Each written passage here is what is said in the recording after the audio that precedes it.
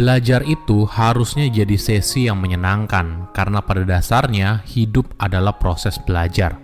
Halo semuanya, nama saya Michael, selamat datang di channel saya, Sikutu Buku. Kali ini saya akan bahas buku Learn Better karya Ulrich Boser.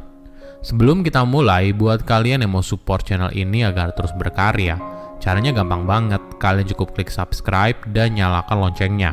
Dukungan kalian membantu banget supaya kita bisa rutin posting dan bersama-sama belajar di channel ini. Buku ini membahas kalau belajar itu seharusnya menjadi sebuah aktivitas yang menyenangkan apabila kita tahu caranya. Apakah kamu masih ingat momen saat ujian di sekolah?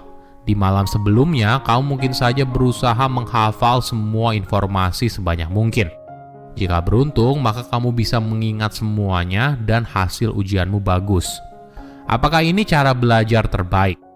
Selama berabad-abad, kita diajarkan dengan cara seperti ini. Wajar saja, banyak orang tidak suka belajar dan ketika lulus dari dunia pendidikan, sebisa mungkin menghindarinya. Padahal ada ungkapan, hidup adalah proses pembelajaran yang tiada henti. Bagaimana kita bisa belajar kalau kita saja tidak suka?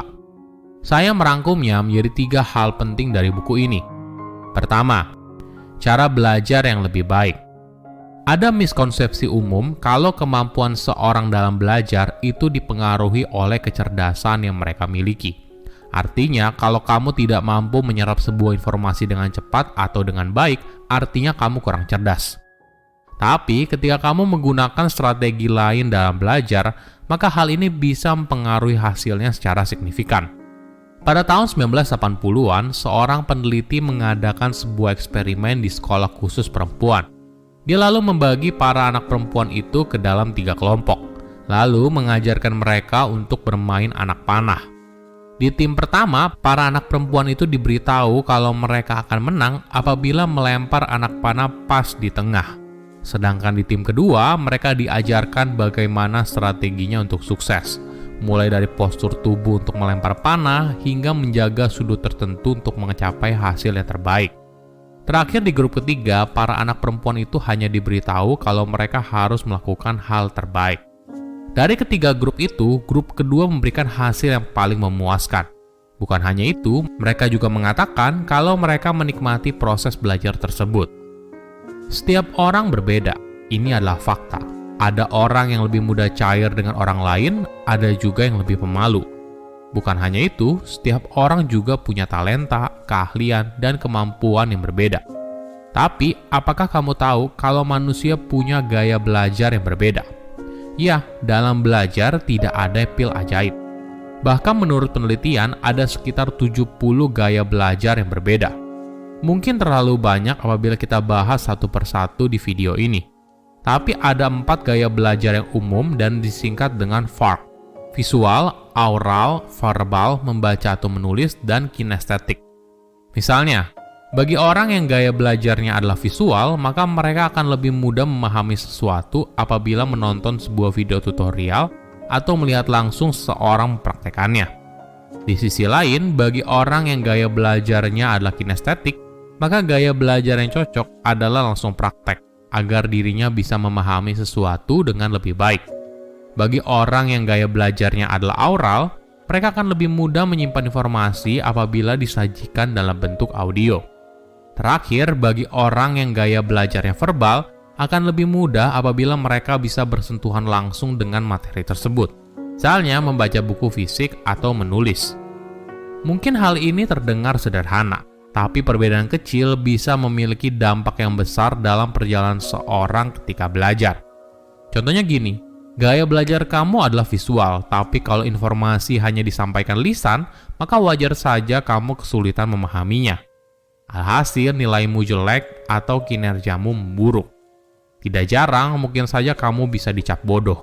Padahal bukan karena kamu tidak bisa, tapi cara penyampaian informasinya tidak sama dengan gaya belajar kamu. Kedua, tips menikmati proses belajar. Saat kamu masih sekolah, apakah kamu berpikir, emang apa yang sekarang dipelajarin akan kepake ya di masa depan? Alhasil, kita seringkali tidak memperhatikan ketika guru mengajar, karena merasa belum tentu berguna juga di masa depan. Bagaimana bila kamu punya perspektif yang berbeda? Bagaimana bila kamu berusaha meyakinkan dirimu kalau apa yang kamu pelajari ternyata sedikit banyak berguna loh? Mungkin hal ini terdengar aneh dan menggampangkan sebuah masalah. Padahal menurut riset, kemampuan seorang dalam belajar akan meningkat pesat ketika mereka benar-benar tertarik atas apa yang dipelajari. Cobalah tanya ke dirimu sendiri. Apa ya yang bisa bermanfaat bagi hidup saya dari mata pelajaran ini? Mungkin kamu ingin buru-buru bilang tidak ada. Misalnya, kamu belajar soal bahasa Inggris dan kok susah banget ya. Padahal kamu sudah yakin kalau kamu akan meneruskan usaha orang tuamu dan sepertinya kamu akan jarang sekali menggunakan bahasa Inggris. Tapi coba pakai sudut pandang yang lain. Mungkin saja dengan kamu belajar bahasa Inggris, kamu jadi bisa melebarkan usaha orang tua kamu. Menjual produk ke luar negeri misalnya. Atau dengan belajar bahasa Inggris, kamu jadi bisa impor barang dari luar negeri. Nah, seiring kamu bertumbuh dewasa, tentunya belajar tidak lagi menjadi sebuah keharusan, tapi sebuah kebutuhan. Mulailah cari tahu apa yang kamu sukai, lalu pelajari hal itu dengan sungguh-sungguh. Kadang, apa yang kita pelajari mungkin saja tidak berkaitan dan membantu hidup kita sekarang. Tapi siapa tahu dalam 3 atau 5 tahun ke depan, hal itu justru memiliki peran yang sangat penting. Ada contoh yang menarik dari Steve Jobs. Semasa kuliahnya, dia pernah mengikuti kelas kaligrafi. Di sana, dia belajar berbagai tipe huruf, menciptakan jarak antar huruf, dan rahasia sebuah huruf yang indah. Saat itu, Steve sangat tertarik dengan kelas kaligrafi, karena menurut dirinya itu merupakan kelas yang indah, penuh sejarah, dan artistik. 10 tahun kemudian, ketika Steve mendesain komputer Macintosh pertamanya, apa yang dipelajarinya di kelas tersebut ternyata sangat bermanfaat. Mac tidak akan mungkin punya berbagai tipe huruf dan jarak antar huruf yang proporsional jika dirinya tidak pernah belajar soal kaligrafi. Inilah yang akhirnya muncul sebuah kutipan terkenal, "You can't connect the dots looking forward. You can only connect them looking backward. So you have to trust that the dots will somehow connect in your future. You have to trust in something, your gut, destiny, life, karma, whatever." Ketiga, tips menerima masukan. Apakah kamu suka dikritik? Mayoritas orang mungkin tidak. Misalnya kamu diberitahu kalau kamu salah atau kerjaan kamu nggak benar. Parahnya lagi, cara menyampaikan kritik yang kurang tepat justru membuat seorang jadi defensif. Alhasil, kritik yang seharusnya baik malah tidak diterima sama sekali. Kita seringkali mengatakan kepada diri kita, dia ngomong gitu kan karena dia cemburu. Atau, mulutnya aja kasar, makanya ngomong gitu. Ini adalah kebijaksanaan yang harus kita miliki.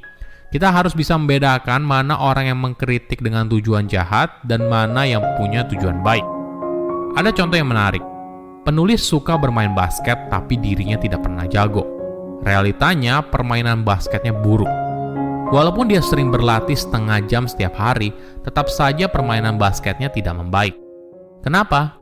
Hal ini karena dirinya tidak pernah mendapat masukan bagaimana bermain basket dengan lebih baik. Hingga suatu hari, penulis bertemu dengan seorang instruktur basket. Lalu perlahan-lahan keahlian basketnya meningkat. Silahkan komen di kolom komentar pelajaran apa yang kalian dapat ketika baca buku ini. Selain itu, komen juga mau buku apa lagi yang saya review di video berikutnya. Saya undur diri, jangan lupa subscribe channel YouTube Sikutu Buku. Bye-bye.